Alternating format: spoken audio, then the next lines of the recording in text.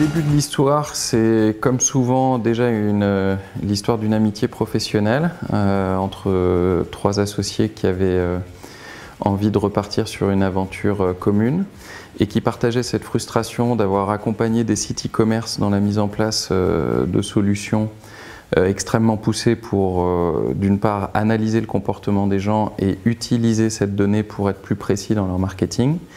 Et on s'est demandé comment réaliser ça dans le monde physique. L'analyse qu'on a fait, c'est que le beacon portait génétiquement en lui un problème de reach et que le bon protocole, selon nous, pour d'abord analyser le comportement des gens en point de vente et être capable d'amener une donnée de qualité d'abord aux retailers, c'était effectivement le protocole Wi-Fi. Donc c'est sur ce protocole qu'on a porté nos efforts de R&D. Et donc pour ce faire, on a conçu un hardware et ce boîtier, il va nous permettre de répondre aux principales questions que se posent les retailers avec lesquels nous travaillons.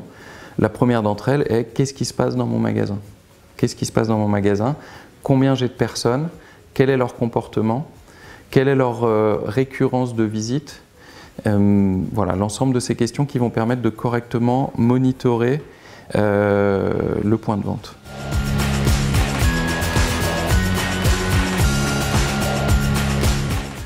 On mesure, en faisant donc du Wi-Fi analytique, le comportement des gens dans trois univers que sont 1 le retail, 2 le DOOH et 3 l'événementiel.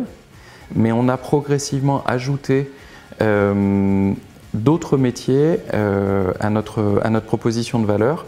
Le premier d'entre eux est une fonction qu'on appelle le kiosque, qui est la capacité du boîtier à émettre un portail Wi-Fi local dans lequel nous proposons à nos clients d'encapsuler tous les services qu'habituellement ils pourraient mettre dans une appli mobile et en fait de proposer tous ces services à travers un portail Wi-Fi local pour faciliter l'accès des visiteurs à ces services et en fait éviter la phase du téléchargement qui est souvent un point bloquant dans le parcours de vie du consommateur. L'intérêt de cette fonction va être également de nous permettre d'aller plus loin dans notre premier métier qui est celui de l'analytique. C'est-à-dire que sur cette population qui s'est connectée à nos kiosques, c'est le nom que nous donnons à ces dispositifs, nous allons pouvoir collecter un volume d'informations complémentaires qui va venir enrichir nos reporting.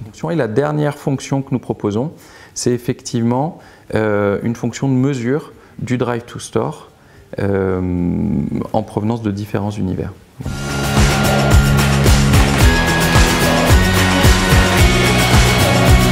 L'objectif de la CNIL, c'est de protéger les individus et que nous ne soyons pas en capacité de suivre leur comportement dans le monde physique. Et bien pour cela, il y a des méthodes statistiques qui permettent d'anonymiser parfaitement la donnée et donc de protéger les intérêts légitimes des visiteurs tout en offrant à la fin un rendu statistique fiable et exploitable pour les retailers, pour encore une fois également les afficheurs et également pour tous les organisateurs d'événements. L'objectif commun de tout le monde, c'est d'arriver à mesurer correctement le comportement en point de vente sans connaître de manière individuelle les comportements des visiteurs. En fait, la vraie question à laquelle nous répondons, c'est quel a été le coût par visite des différentes vagues médias réalisées par les annonceurs avec lesquels nous travaillons.